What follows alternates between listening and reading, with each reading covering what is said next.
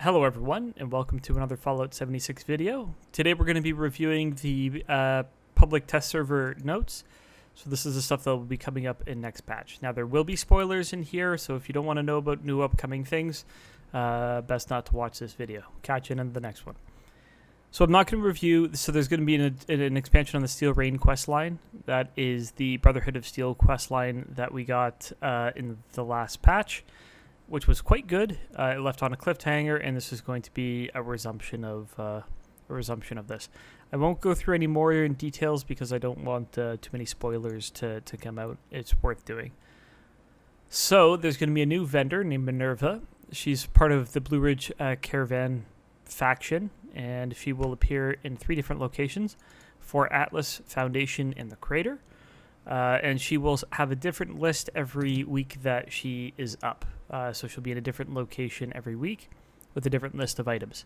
Now her list of items will be gold bullion plans that you would normally purchase from gold bullion vendors at a discounted rate, and plans from completing daily ops, which is really nice because if you're collecting a full suit of armor like the Brotherhood armor, and you're missing one piece, like I don't know, the right leg, like I might be missing since the beginning of this, it would be nice to be able to buy it from her instead of doing more daily ops. I mean, doing daily ops is great, but it's frustrating to be missing one piece. So being able to spend my gold bullion would be nice. Now, this list is random, so it's not every item that would be available normally. It's a select list, but it's still going to be exciting to see what's purchasable. So on top of that as well, they're removing the need to unlock gold bullion and gold bullion vendors by completing the Wastelanders quest Secrets Revealed. Now, if you still wish to purchase gold bullion from Smiley at the Wayward, you'll still need to do that quest, but you'll have access to gold bullion as a reward, and you'll be able to start purchasing gold bullion plans more immediately, which is nice for newer players who don't necessarily have to go through the quest line. Now, the quest line ultimately takes a few hours to do, and it is pretty good, but there are some bugs towards the end that have prohibited some people from completing it. So, again, if you find your quest line was bugged out and you're disappointed from that, you won't really have to worry so much. Legendary crafting is next. This is one of the most exciting new changes. We already have some legendary crafting in the form of gauntlets or Gauss miniguns, where the only way to make it is to make a legendary version using legendary modules you purchase from the purveyor. So you're still going to use those legendary modules, but now you can take any item, legendary or non, so any armor piece that you have. So let's say you have a heavy leather shoulder, you can make it a legendary using a legendary core. So like modifications on the armor, there will be a modification slot, and you'll be able to use a 1, 2, or 3 star legendary by using that option. I believe 1 stars cost 2 legendary modules, 2 stars cost 3, and 3 stars cost 4 legendary modules. So it does re-roll the item entirely. So every time you use one, it will re-roll the item. So if you have a 1 star that has unyielding and you use a 3 star core, it will unroll that unyielding and the other 2 stars as well. So when they say you can upgrade, downgrade, or re-roll, basically every time you use one of the cores, it will re-roll the item. And it will re-roll it depending on what number of star core you use. So if you have a 3 star legendary and use a 1 star core, you will only get a 1 star legendary as a result of that. Now strategically, I'm going to be using my 3 star cores to be able to roll my regular event armor and my regular wear armor. And I don't use power armor except for farming, so I use it for farming ores and stuff. So it would be nice to get unyielding power armor, because now we can make legendary power armor. So then you can use your 1 and 2 star cores on your secondary armor sets and stuff. Or if you want to get some extra chances, maybe use 2 stars on your primary. But there's now a lot of different options for people for armor crafting, and you can sort of navigate that as you wish. This segues us onto the legendary power armor crafting. So legendary power armor, you'll be able to take any power armor and you'll be able to use these cores to make legendary, which is nice because there is no legendary power armor to speak of. Save the Vault 94 stuff, but that only has specific bonuses on it. And doesn't have the traditional legendary bonuses. So a few items, or a few effects are disabled, so they will use the standard armor legendary effects, except for auto revive as the 1-star, and the 3-star acrobats, which reduces fall damage, improves sneaking, which makes you harder to detect while sneaking, and divers, which grants underwater breathing. So again, that's going to be one of the biggest changes. Is you can pick up an unyielding power armor set, let's say, and it'll make power armor a lot more attractive to people. Right now, a lot of people are rolling around with power armor and heavy weapons, so I think a lot of people will see benefits with this. Now, you get these cores. I didn't cover that. You're going to use the same legendary cores for the power armors as regular armors and weapons as well. And you get these cores from doing seasonal events, public events, and daily ops. So they should be quite readily available. I don't know if it's you'll get one every public event or if it's a % chance drop. I'd be interested to see. I wish you got some from scrapping legendary weapons. I wish that was the thing, but I can hope and wish. That's probably not going to happen. Legendary attribute balance changes. So yeah, on top of the fact that you can now craft legendary items and legendary power armor, there are not only there's some balance changes and some new effects. So I'm going to go over the new effects first. So your 1-star, there's Aristocrats, which damage increases as caps increase, maximum 50% damage at 29,000 caps.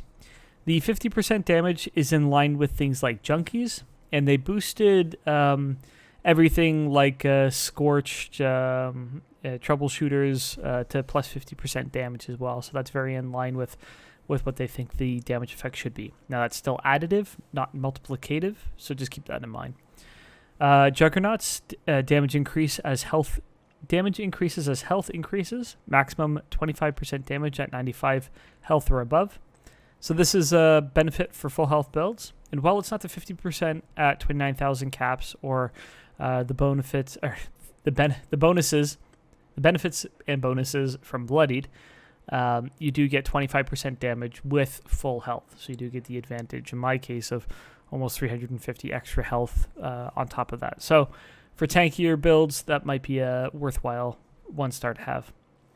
Heavyweight, they don't have a listing for it, but there is a heavyweight armor mod, which will give you extra armor depending on how high your carry weight is. Like how much... not your maximum carry weight, but how much weight of stuff you have on you. So I think this will look something like that. The increases your damage depending on your carry weight over a certain amount. So Gourmands damage will increase as you fill your hunger and thirst meters, maximum plus 24%. So if you're fully satiated and full of water, then your maximum damage is 24%. This might be more realistic than Juggernauts. Again, it's more for a full health build because I think Bloodied for low health builds is still going to be higher damage output than this, and Juggernauts, again, for maintaining full health. So Gourmands feels a little novel to me, but interesting to see how it plays. 2-stars, Last Shot. The final round in a magazine has a 25% chance to deal twice as much damage. Single-shot weapons like black powder rifles can't spawn with Last Shot. This is probably not going to be very useful as with weapons. We have 25% increased attack speed for ranged weapons, or was it 30% increased attack speed for melee weapons? Actually, this will only be ranged because it's a magazine. So 25% increased attack speed.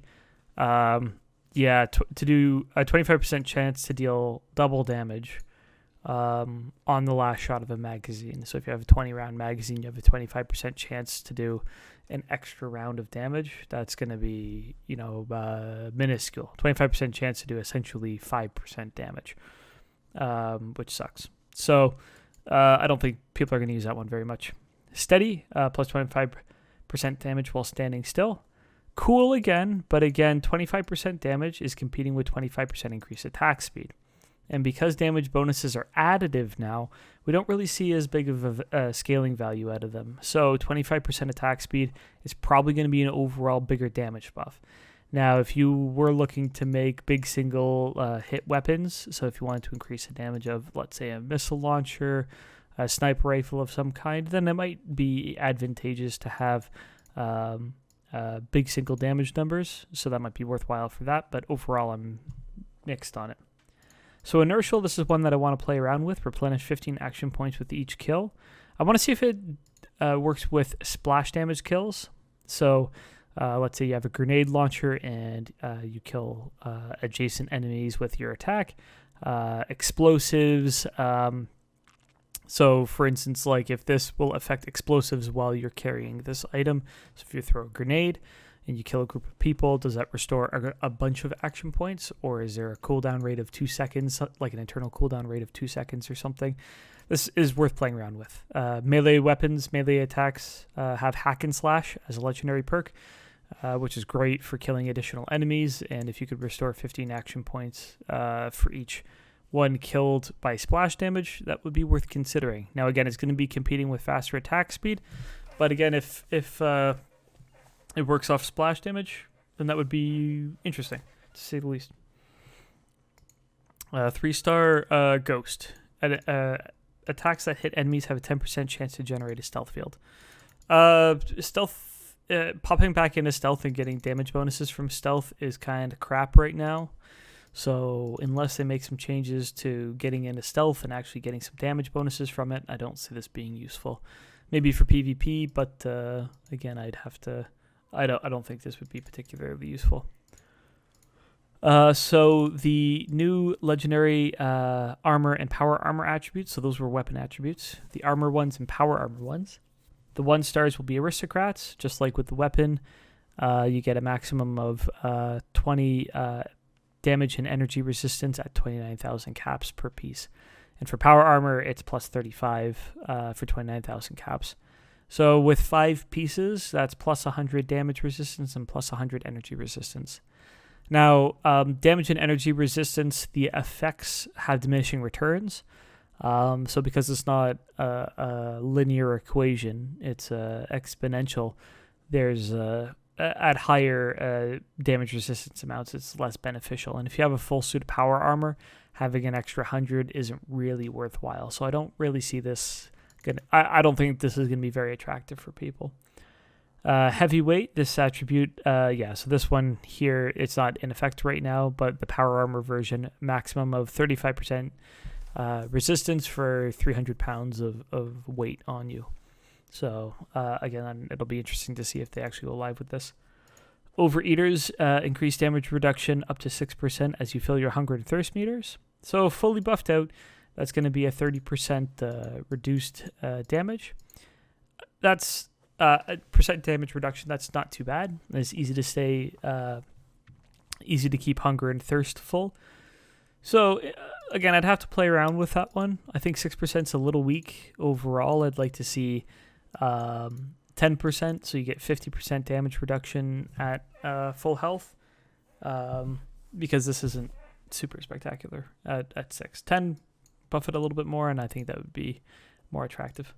With the 2-stars, we have Glutton. Hunger and thirst grow 10% slower. That's nice. It's nice, I'm not going to lie.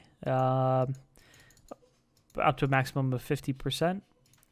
We have Fireproof, which is 25 fire resist, and Warming, which is 25 cryo resist. There is already Poison resist and Rad resist as a 2-star, so this is just filling out the full set of resistances as a 2-star buff. Hardy received 10% less damage from explosions.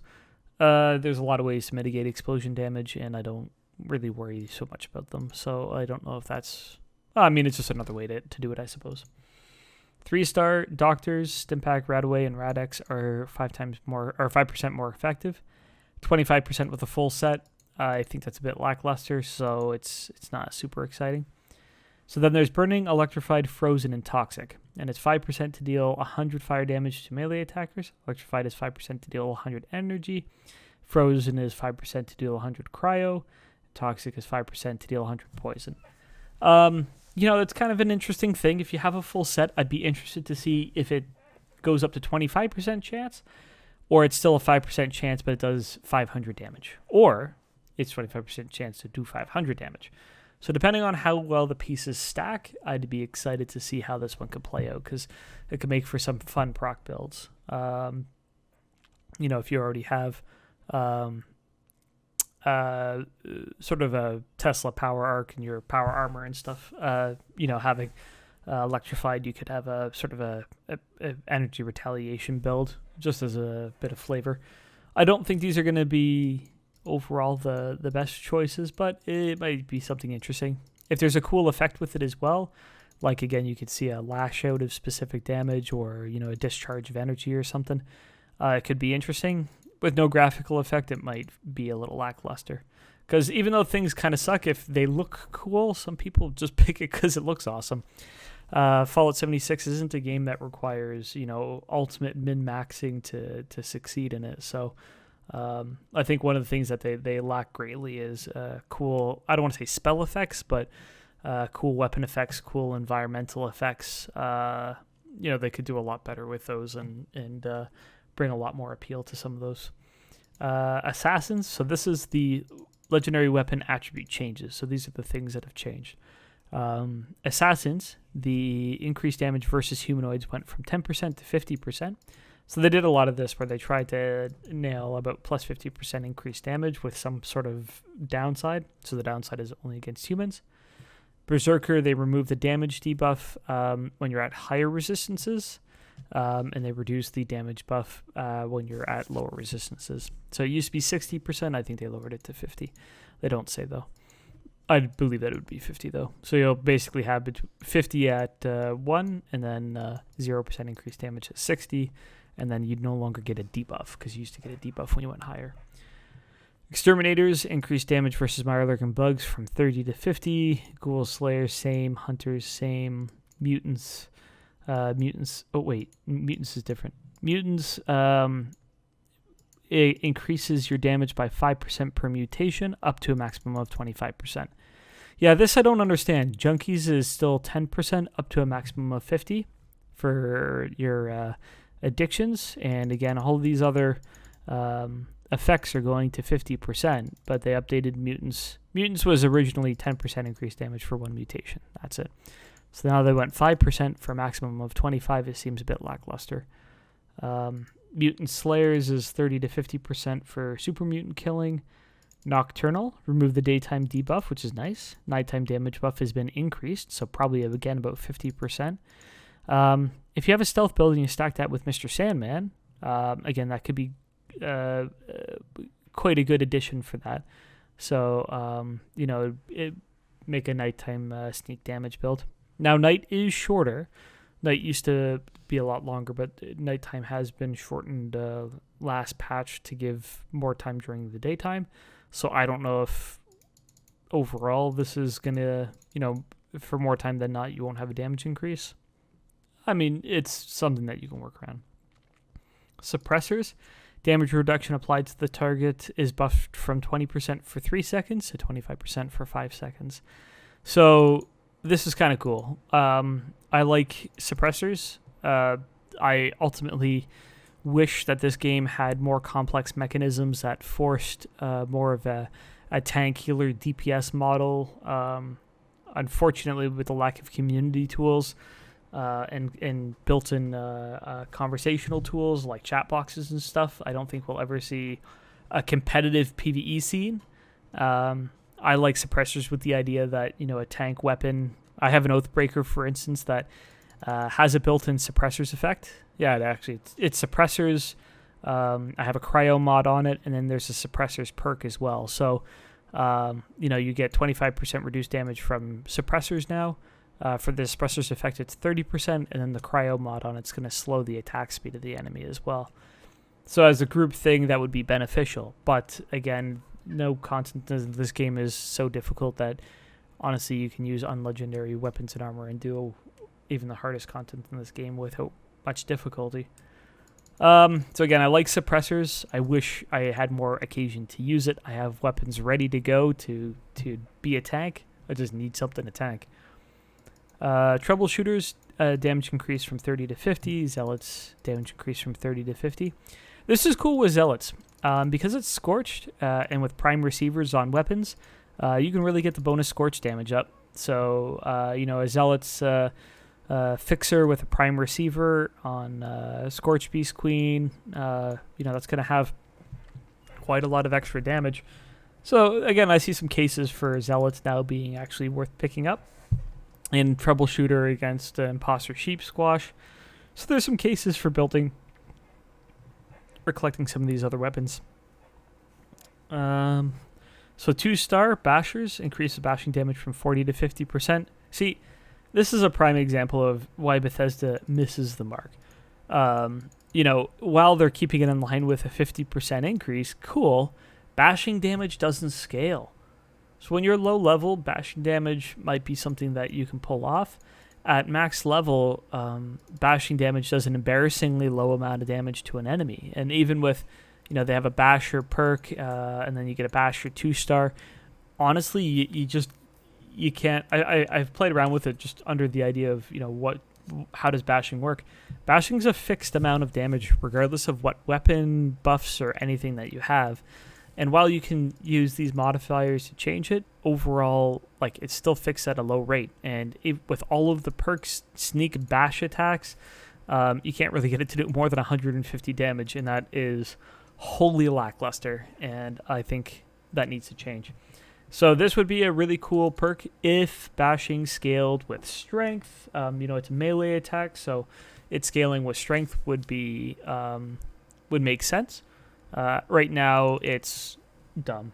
I wouldn't want this on a ranged weapon when I could have faster attack speed. Sorry. Hitman's increased damage while aiming from 10 to 25%.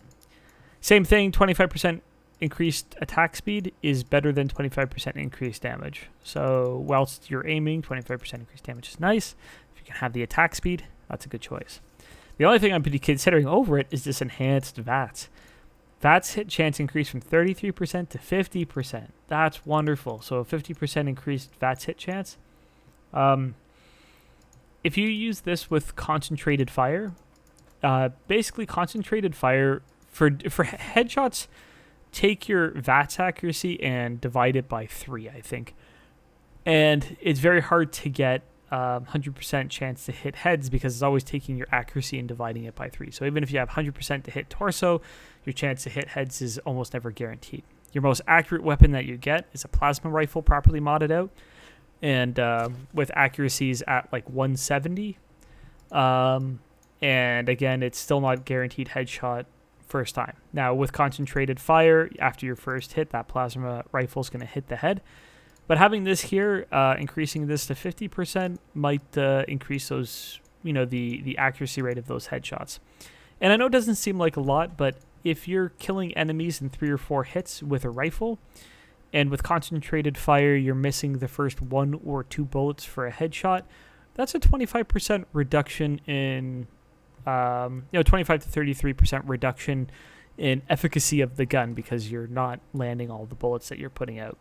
So enhanced VATS, this would be 50% is a nice number. I'd consider that over attack speed for VATS builds for sure. Legendary armor attribute changes, 1-star assassins. That's legendary armor attribute changes. 1-star assassins now reduces damage taken from all humans by 15%. So for PvP builds, you can get quite a lot of pieces here. So that's going to be 75% reduced damage from all humans. So that might be actually cool. Getting a 75% reduced damage for PvP set. I might actually pick that up just to deal with griefers in a better way. Nocturnal, remove daytime debuff. Yeah, so Nocturnal doesn't have a debuff during daytime, and it's increased by 10% damage in... Oh, that's cool. It's a percent damage increase per piece of Nocturnal during nighttime. That's cool. So full damage and energy resistance will be increased by 50% per piece. That's pretty neat because my my damage resistance right now is just almost 400. 10% would be 200 at nighttime. Now it does limit the time that you can play, but that's better. I mean, all the rest of the increases here. So Aristocrats was maximum 20 so plus 20 damage and energy resistance. For 5 pieces, that's 120 at 29,000 caps. At nighttime, this would become, again, depending on the set that you're wearing, about at 50%. It could become between 100 and 150, maybe even 200, depending on how much you push with buffs. I'd be curious to see how that works out. Cool to see that on power armor, where those resistances are higher too. So, again, I'd like to see how that one works out there. So we have, so that's it for legendary crafting and the legendary crafting system. I'm super excited for it because I think it's going to bring another dynamic. I'm already starting to collect some armor sets that I want to turn legendary and re-roll into unyielding. Specifically, that Brotherhood armor set would be really sweet. So we're going to move on now. We have coming up Meat Week as well. Meat Week is quite fun, and they've added some new rewards to Meat Week. So there's a grocery cart grill, a plastic fruit wreath, and a plastic fruit bowl, very appropriate, and a decoy duck set. On top of that, I'm hoping to get a potato salad recipe, which is a unique recipe from Meat Week, which is one of the best health buffs for food in the game, plus 75 health for an hour. So I'm very much looking forward to Meat Week this year, as I have missed it every other year for life commitments. So there are Steel Rain questline rewards. There's a legendary power fist called Facebreaker, Hellcat power armor, mercenary outfit, Brotherhood cities outfit, and a cryogenic bed. I'm assuming the cryogenic bed's for the camp. Have to check that one out. Might be cool. Anyways, that's it here. The bottom here is just to note that you're getting a pre-made character on the PTS account, and it's going to have a bunch of resources and stuff, legendary cores and stuff.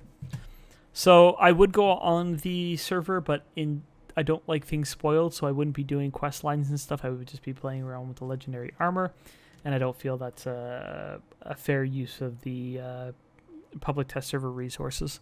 So again, I'm really excited for this stuff. I'm really excited to see it come out.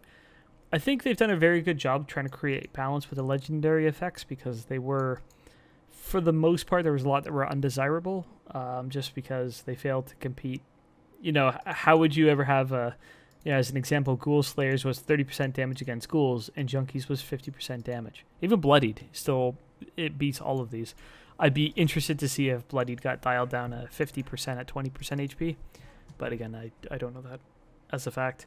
But yeah, so these being boosted up at least brings them into the realm of consideration. All the other stuff, like your 3-star items, there's a 3-star effect that reduces the weight of your chems and food by 20%. It's one of the most underrated armor perks in the game, because if you have a full set of those, a 5 set, you don't need to pick up 6 perk points to manage that. Like if you carry food and drugs, you don't need traveling pharmacist and through hiker. So those are the single most valuable points for people that carry those, in the sense that it replaces 6 points. I don't see anything that's as good as that. So, overall, there's going to be a lot to play around with and a lot to test out. And I don't think there's going to be too many changes from here, because these look quite well balanced for the most part. Anyways, if you've enjoyed this, please consider subscribing. If you have any comments or suggestions, please post them below. Thank you very much for tuning in, and I'll catch you in the next video.